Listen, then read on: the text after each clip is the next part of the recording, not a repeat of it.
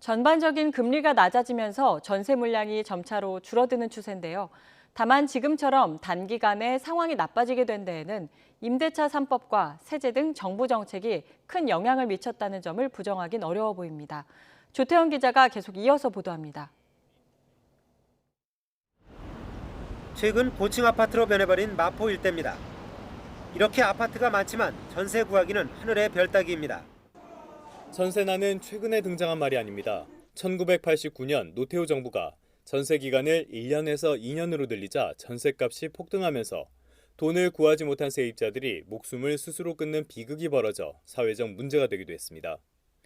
매달 내는 돈이 없어 집을 빌리는 사람에게 유리한 형태인 전세는 사실상 우리나라에만 존재하는 임대차 주택입니다. 하지만 고도 성장기가 지난 뒤엔 낮아진 금리 등 시장 상황이 변하면서 전세는 조금씩 사라지는 추세가 됩니다. 여기에 기름을 부은 건 다름 아닌 임대차 3법입니다. 정부와 여당이 세입자를 보호한다는 명분으로 밀어붙인 정책이지만 오히려 물량을 줄여 가격 폭등을 불러오는 부정적 측면이 도드라지는 모습입니다. 강화 일변도인 세제 정책도 전세 종말에 영향을 미쳤습니다. 보유세와 종합부동산세가 인상되면서 소득은 한정돼 있는데 세금이 높아지게 되면은 결국에 전세를 반전세나 월세로 또 전환할 수밖에 없습니다.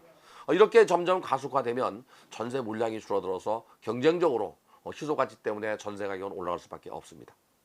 하지만 정부는 사실상 손을 놓은 모습입니다.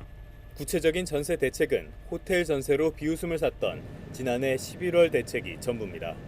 심각한 전세난은 주택 매수 심리를 부추겨 전체 부동산 시장에 큰 영향을 주게 됩니다.